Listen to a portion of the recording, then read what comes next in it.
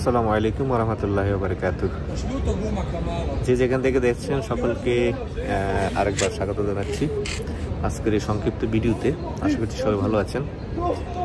আলহামদুলিল্লাহ, আল্লাহ পাকের অশেষ রহমতে আমি ভালো আছি। তো দর্শক, আপনি যদি আমার চ্যানেলে নতুন হয়ে থাকেন তাহলে অবশ্যই চ্যানেলটিকে সাবস্ক্রাইব করবেন এবং পাশে থাকা বেল আইকনটি প্রেস করে দেবেন যাতে নতুন ভিডিও আপলোডের সাথে সাথে সেই ভিডিও নোটিফিকেশন আপনার কাছে পৌঁছে যায়। আর যদি সাবস্ক্রাইব করে থাকেন already, thank you so much. আর ভিডিওর ডেসক্রিপশন এবং ভিডিওর শিরোনাম, ভিডিও থাম্বনেল দেখে বুঝে গেছেন যে কী নিয়ে কথা বলবো। আজকে রাশিয়া নিয়ে ছোট্ট একটু কথা বলতে চাই। সেটা হচ্ছে, অনেকে বলে আমাকে, ভাই রাশিয়ার স্যালারি কেমন হয়, কাজের আসলে সময় কেমন লাগে, প্রসেসিংটা, এই বিষয়গুলো নিয়ে একটু কথা বলবো। খুব অল্প সময়ের মধ্যে শেষ করে দেবো ইনশাল্লাহ। রাশিয়া আসলে একটা শীত প্রধান দেশ, আপনারা জানেন। এখানে অনেক প্রতিবন্ধকতা আছে এবং অনেক সমালোচনাও আছে রাশিয়া নিয়ে। নির্দিষ্ট কাজের কথা বললে সেখানে নিয়ে যায়, সেই কাজটা তাদেরকে দেওয়া হয় না, অনেকে যুদ্ধের ময়দানে ঠেলে দেওয়া হয় এবং ইতিমধ্যে অনেকবার প্রাণ গেছে। তবে এটা নিয়ে নানা ধরনের কথা আছে, দুইমুখী। একটা হচ্ছে, কেউ বলে যে আমরা সঠিক কাজেই দিচ্ছি, কিন্তু তারা মোটা অঙ্কের টাকা ইনকাম করবে এই লোভে তারা যুদ্ধে যোগদান করে এবং অনেকে সেনাবাহিনীতে নাম লেখায়। আর এই লোভে যে তারা রাশিয়ার সেনাবাহিনীতে যদি থাকে এবং সেনাবাহিনী হয়ে বা রাশিয়ার সেনা সদস্যদের সাথে যদি যুদ্ধে যোগদান করে, যে একটা যুদ্ধ থেকে এসে তারা এক পর্যায়ে হয়তো বা রাশিয়ার নাগরিকত্ব পেয়ে যাবে এবং রাশিয়ার সেনাবাহিনী নিয়মিত সদস্য হিসেবে তারা যোগদান করতে পারবে, এরকম একটা লোভ থাকে। আর আরেকটা বিষয় হলো, যুদ্ধের ক্ষেত্রে গেলে তাদেরকে মোটা অঙ্কের স্যালারি দেওয়া হয়। এই দুইটা বিষয় অনেক নিয়োগকর্তা দাবি করেন যে হ্যাঁ এরকম হয়।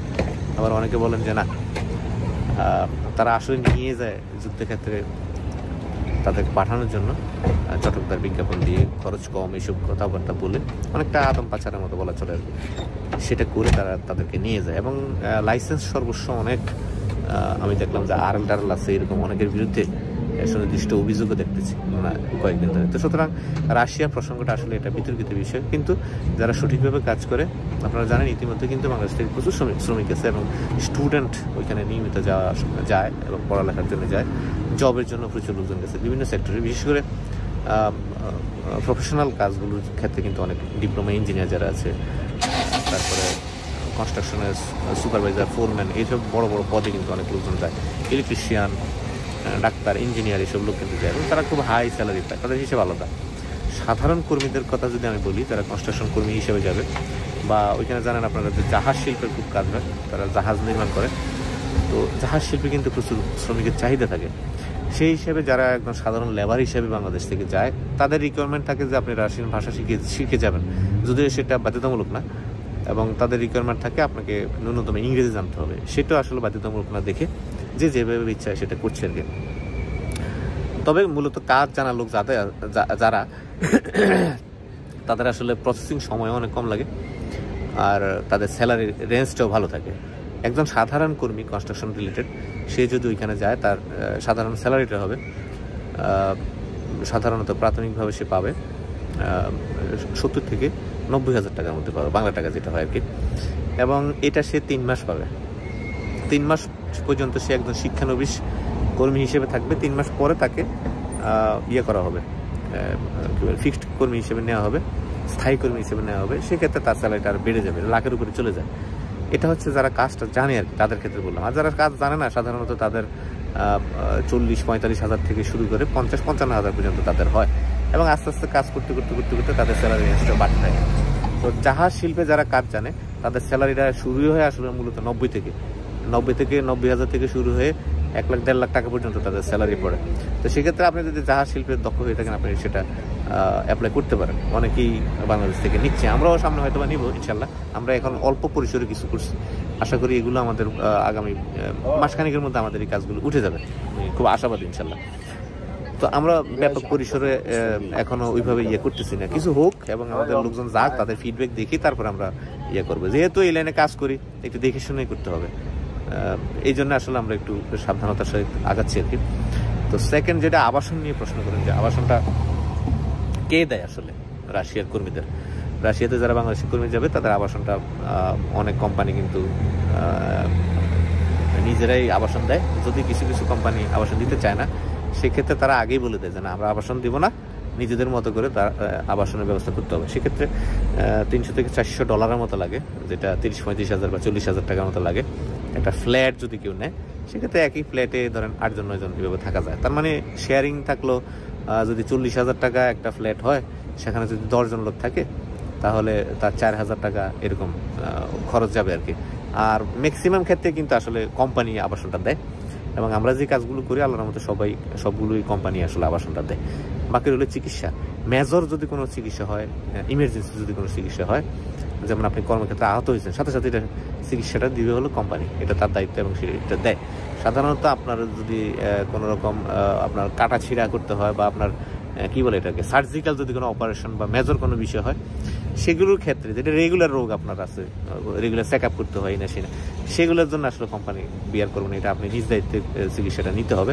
তবে লাইফ ইন্স্যুরেন্স যেটা আছে সেটা কিন্তু কোম্পানি নিজেরা বিয়ার করবে, এবং লাইফ ইন্স্যুরেন্সের আওতায় আপনার যেসব সুযোগ সুবিধা থাকবে সেগুলো আপনি পাবেন, এবং লাইফ ইন্স্যুরেন্সের যেটা আছে সেটা কোম্পানি দিবে আপনাকে।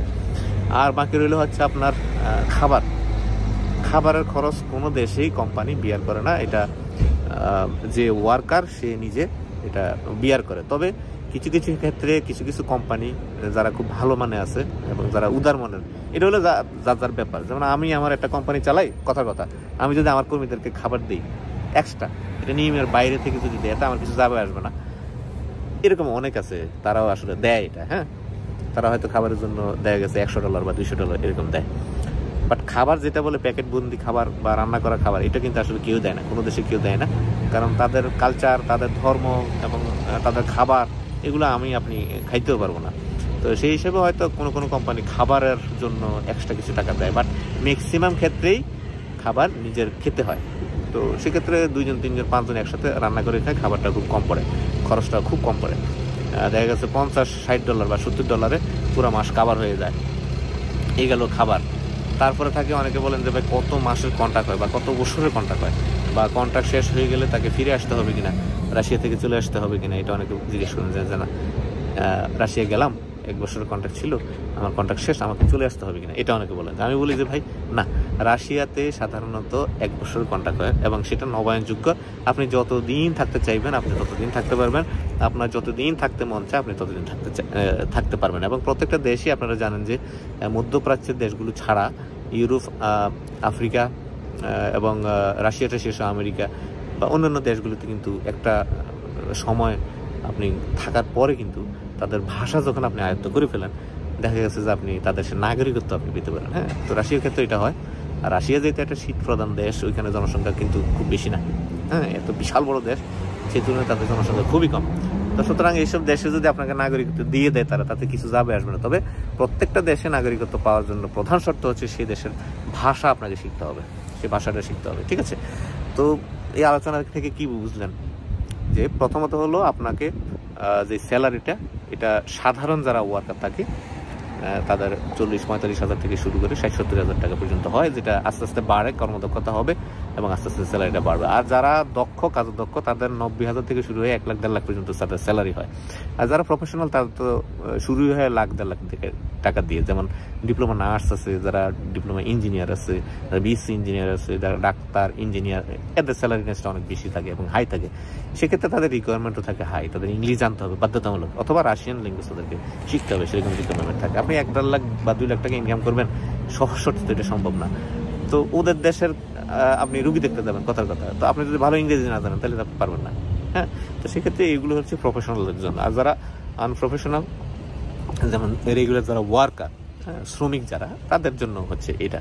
অর্থাৎ আপনি সাধারণ শ্রমিক হলে আপনি কোনো কাজে দক্ষ না, সেক্ষেত্রে 40-45 থেকে শুরু করে 50-55 বা 60 হাজার পর্যন্ত আপনি স্যালারি পাবেন, এবং যেটা আপনার ধীরে ধীরে কাজের অভিজ্ঞতার ভিত্তিতে আপনার এটা বাড়তে থাকবে। আর যদি আপনি একজন দক্ষ শ্রমিক হয়ে থাকেন, কনস্ট্রাকশন হতে পারে, জাহাজ শিল্প হতে পারে, সেক্ষেত্রে আপনার 90 হাজার থেকে স্যালারি শুরু হয়ে যাবে এবং লাখের উপর আপনার স্যালারি হবে। ঠিক আছে? এরপরে আবাসনটা আপনার কোম্পানি দেয়, এবং আপনার চিকিৎসা, প্রাইমারি চিকিৎসা, আপনার কর্মক্ষেত্রে আহত হইলেন বা কোনো সমস্যা হইলেও সেটা তাৎক্ষণিক চিকিৎসা কোম্পানি দিবে। বাকি আপনার যে রেগুলার চিকিৎসা আছে সেগুলো কিন্তু কোম্পানি দিবে না, সেটা আপনাকে নিজ দায়িত্ব করতে হবে। এবং ইন্স্যুরেন্স কভার করবে কোম্পানি, এবং সেটা কোম্পানি বিয়ার করবে। পাশাপাশি আপনার যে খাবার যে খরচ, সেটা আপনাকে নিজেকেই দিতে হবে। আর একটা বিষয় হচ্ছে যে আপনার ভিসা হবে 1 বছর মেয়াদি, বাট আপনি প্রতি বছর রিনিউ করতে পারবেন এবং যতদিন খুশি আপনি সে দেশে থাকতে পারবেন। আশা করি এই ভিডিওর মাধ্যমে আপনাদের প্রশ্ন করার যে জানার যে বিষয়গুলি সেগুলো সম্পর্কে আপনারা বিস্তারিত জেনে নিলেন। আর চূড়ান্ত পর্যায়ে আর একটা বিষয় হলো যে প্রসেসিং সময়টা কেমন লাগে। প্রসেসিং সময় যদি সুন্দর মতো সব কিছু হয় এবং কোম্পানির চাহিদা অনুযায়ী তারা যদি ঠিক সময় মতো কাজ করে, তাহলে সর্বসাকুল্য 4 মাসের মধ্যে আপনার প্রসেসিং হয়ে যাবে ইনশাল্লাহ। তো আশা করছি এই ভিডিওর মাধ্যমে আপনি রাশিয়ার স্যালারি হতে শুরু করে আবাসন, চিকিৎসা, নানা বিষয় সম্পর্কে আপনাদেরকে একটা ধারণা দিতে পেরেছি। এই ভিডিওটি যদি আপনাদের ভালো লাগে অবশ্যই চ্যানেলটিকে সাবস্ক্রাইব করবেন এবং পাশের থেকে বেল আইকনটি প্রেস করে দিবেন, আর ভিডিওটি শেয়ার করবেন যাতে অন্যরাও এই ভিডিও দেখার সুযোগ পায়। সবাই ভালো থাকবেন, সবার জন্য অনেক অনেক শুভকামনা, দোয়া। আল্লাহ পাক সবার মনের আশা পূরণ করে, এই আশা প্রত্যাশা ব্যক্ত করে শেষ করছি। আল্লাহ হাফেজ, আসসালামু আলাইকুম ওয়া রাহমাতুল্লাহি ওয়া বারাকাতুহু।